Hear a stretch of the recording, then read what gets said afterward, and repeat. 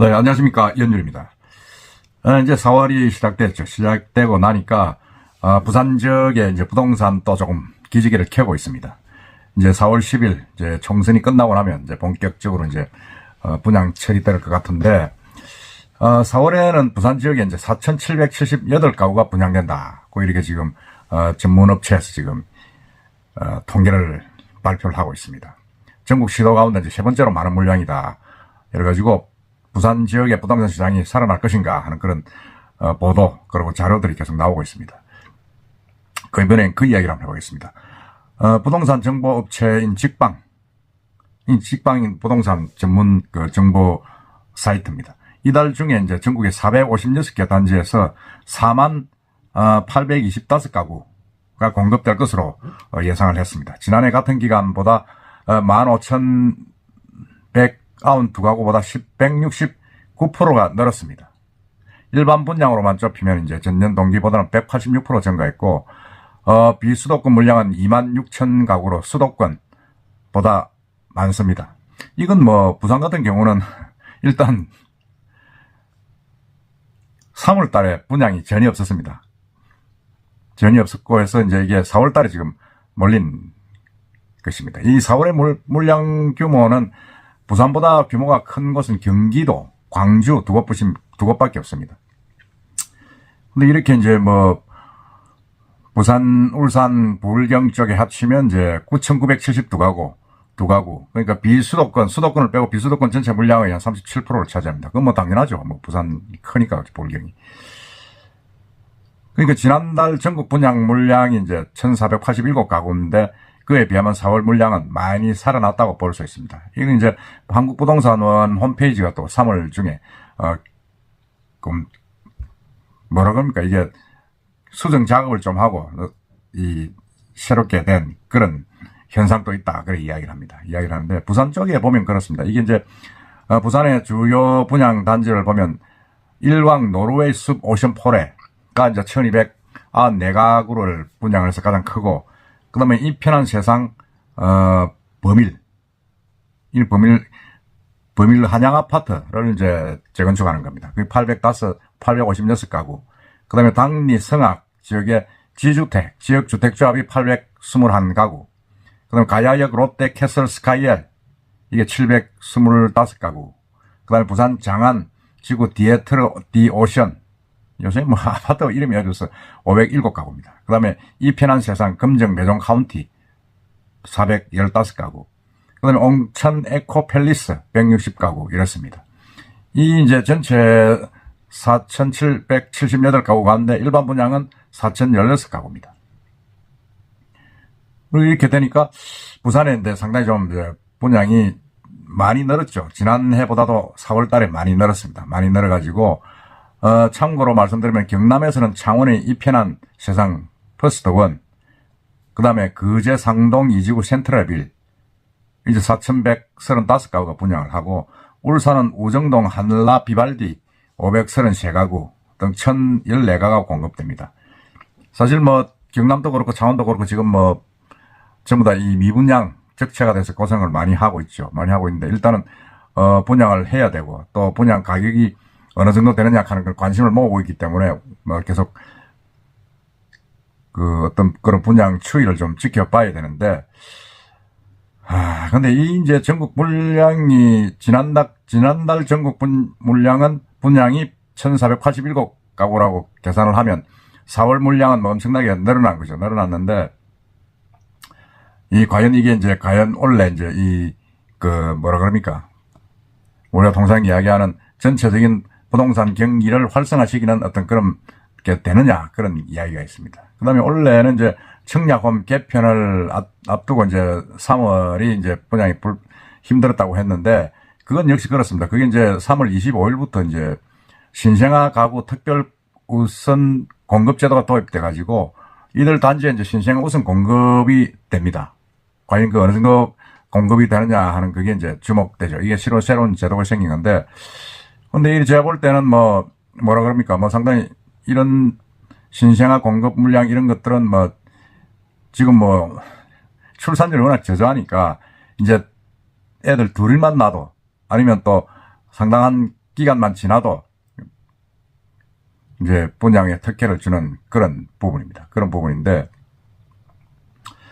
신생아 특별 우선 공급은 이제 입주자 모집 공고일 기준으로 2년 내에 출생한 자녀가 있는 가구를 대상으로 합니다. 그러니까 뭐 하나들 둘이든 상관없이 이제 하는데, 이제 우선 특별 공급에 청약계가 당첨될 경우에 입주 시점에 신생아 특례 디딤돌 대출을 이제 받을 수가 있습니다. 이렇게 되면 뭐 상당히 좀 혜택을 많이 보는 거죠. 많이 보는데 이번 이제 3월 25일 날 처음 하는데 과연 어떻게 될 것이냐, 그게 좀 주목할 만한 그런 부분입니다. 그런 여파인지 모르지만 기존 주택 청약 종합저축 가입자가 2,556만 3,099명으로 지난 1월 2월 말이죠. 그 전보다 1,723명이 증가했습니다.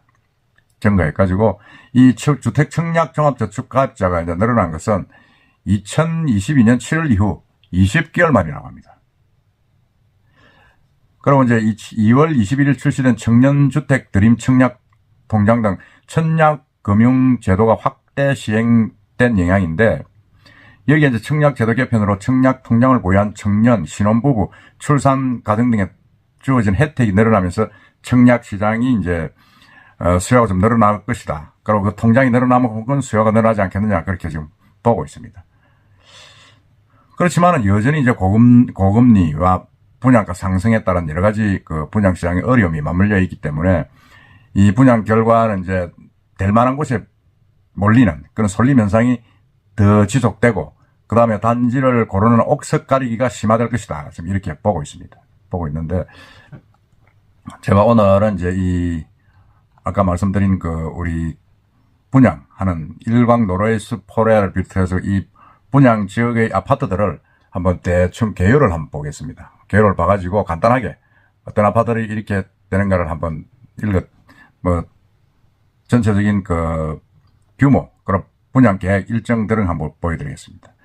이 오션포레, 가장 큰 규모죠. 오션포레는 일광에 있는 겁니다. 일광 쪽에 있는 아파트인데, 4월 달에 분양을 하죠. 4월 달에 분양을 하는데, 제가 한번 이야기를 한 적이 있습니다. 유튜브에서 다시 한 적이 있는데, 아파트형 리조트형 단지다 이래가지고 일광역 2000리에 조성이 되는데, 지하 3층, 지상 29층, 11개 동에 1294가구 규모로 대단위로 조성되죠. 조성되고, 여기는 뭐 상당히 좀 아직까지는 일광역하고 이렇게 교통 문제가 좀 있습니다만은, 이제 상당히 좀 많은 외곽 순환도로라든지 국도, 그 다음에 이제 동에서는 일부 노선들이 확장되고 하면 교통도 많이 편해질 것이다. 지금 그렇게 보고 있는 지역입니다.